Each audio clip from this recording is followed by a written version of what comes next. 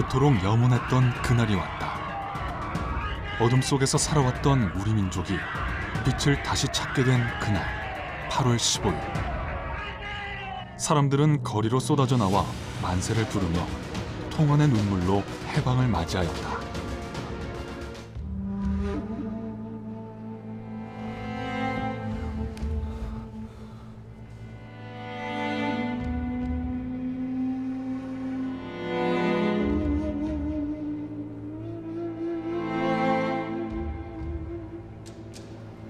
우리의 독립과 자유는 우리만 잘 살기 위함이 아니다.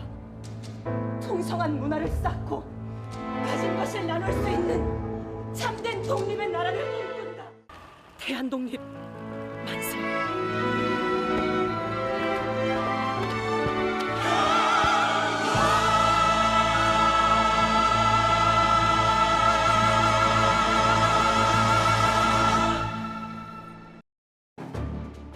(1905년 11월 17일) 대한제국의 자주독립국의 지위가 사실상 사라진 날이었다.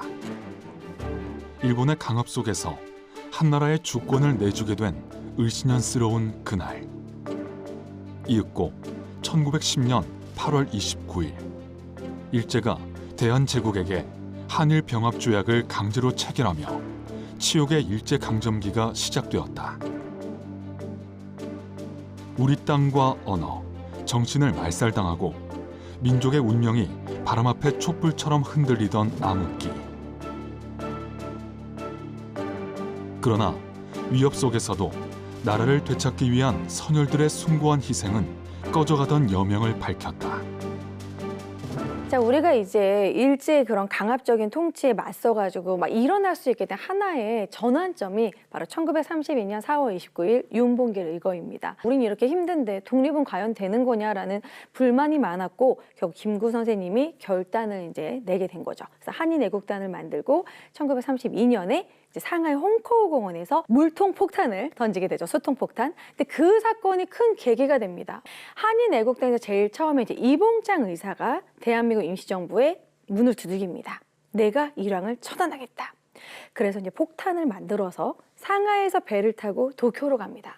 하지만 그때 우리가 폭탄 제조하는 기술이 좀 떨어지기도 했고 그 배안이 너무 습했던 거죠. 그 폭탄이 불발이 돼버렸어요. 오랫동안 준비한 끝에 그래서 우리가 윤봉길 의사의 도시락 폭탄, 수통 폭탄을 만들 수 있었던 거죠. 1932년 4월 29일 일왕의 생일 축하식이 열리고 있던 상하이 훈커우 공원. 일본 국가가 울려 퍼지는 순간 일본군 수뇌부들이 서 있던 단상 위로 폭탄 하나가 떨어졌다. 폭탄을 던진 사람은 한인애국단 윤봉길 의사. 그가 투척한 폭탄으로 일본군 총사령관을 비롯한 중요 인물들이 즉사하거나 중상을 입었다. 중국의 100만 대군이 해내지 못한 일을 조선 청년이 혼자 해냈다. 대한민국 임시정부의 위상을 하루아침에 바꿔놓은 윤봉길 의거. 그런데 여기서 바로잡아야 할 사실 한 가지가 있다. 그날 윤봉길이 투척했던 폭탄은 익히 알려진 도시락 폭탄이 아니었다. 그가 행사장에 가지고 들어간 폭탄은 2개. 각각 물통과 도시락으로 위장한 것이었으며 용도 역시 달랐다. 하나는 적용용, 그리고 또 하나는 거사 후 자결하는 데 쓸 폭탄이었다. 4월 29일 이른 아침, 나는 우리 청년 동지 윤봉길 군을 불러서 내가 제작한 폭탄 2개를 그에게 주었다.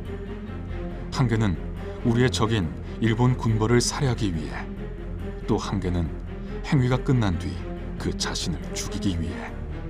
그는 내 명령을 수행할 것을 엄숙히 약속했다. 내부에 숨겨진 폭탄은 무쇠로 만들어졌는데 그 무게만 3.5kg에 달했다. 가운데 구멍을 뚫어 화약을 넣고 앞쪽에 점화 장치를 장착한 구조로 가로형 끈을 당기면 마찰량 내의 철편이 불을 일으키고 연쇄적으로 발호하여 기폭제까지 옮겨진 불이 폭약을 터뜨리는 방식이었다.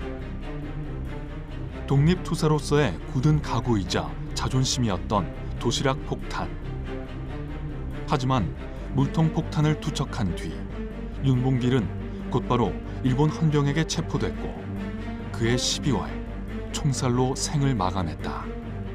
그의 나이 24이었다. 일제강점기 대한민국 임시정부 항일 외교의 최전선에는 독립운동가 박찬익 선생이 있었다.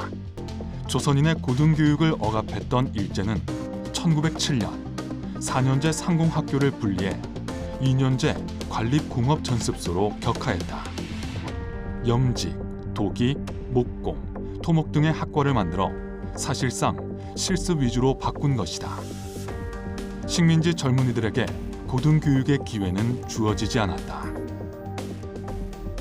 1908년 재학생들은 공업연구회를 결성하였다.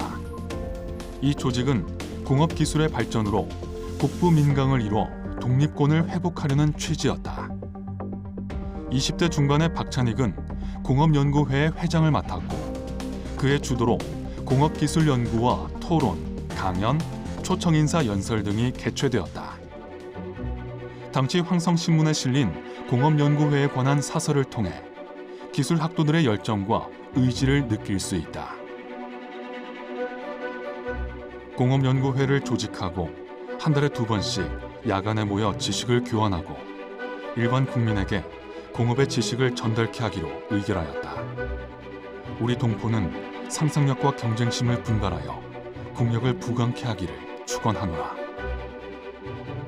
당시 공업연구회 후원회에는 애국 계몽운동가였던 160여 명이 대거 참여하였다.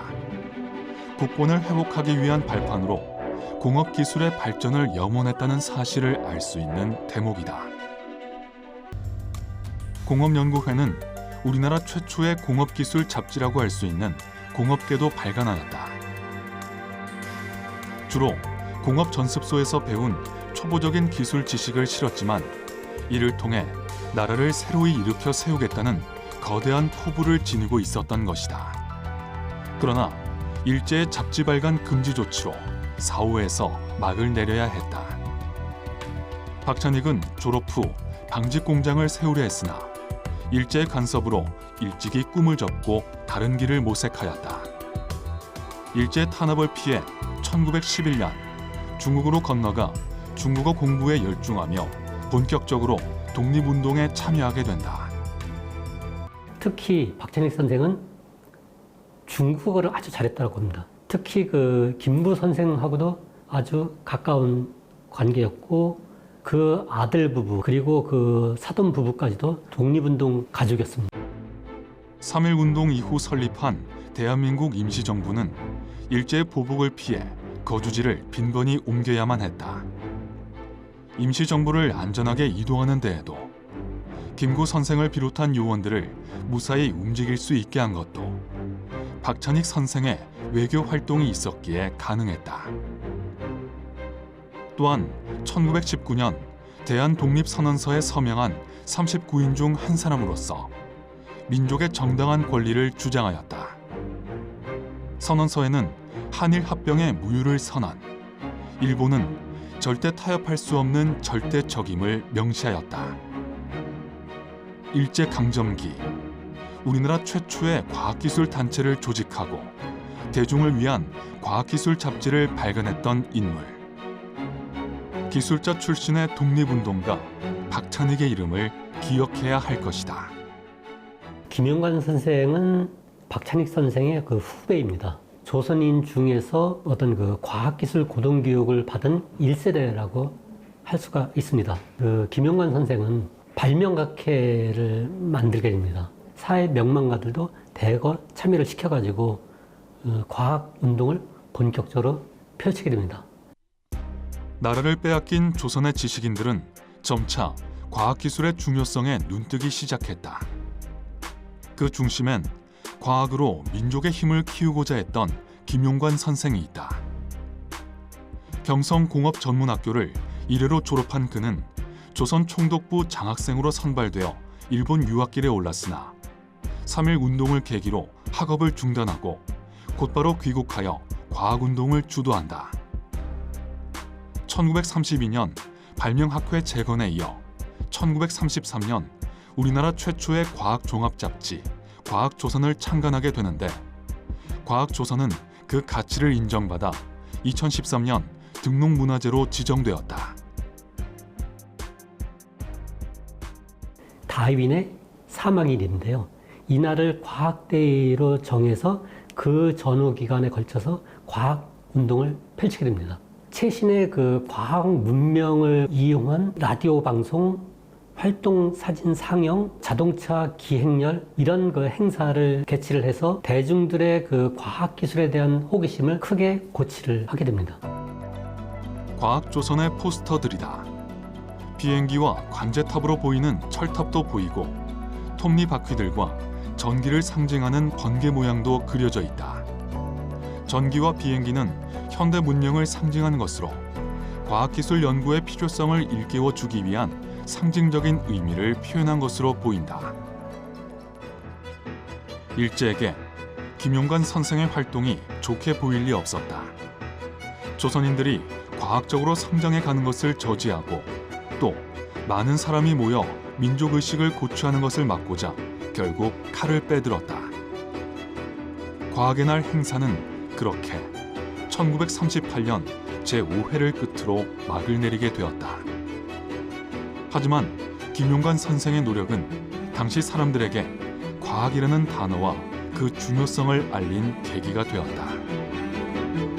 사실 우리가 일제강점기는 그런 아픔을 가져온 거는 우리가 제대로 부국강병을 못한 부분도 있어요. 일본 같은 경우에는 메이지 유신 이후로 완전한 근대화를 성공을 했기 때문에 그래서 제국주의 열강에 가담할 수 있었죠.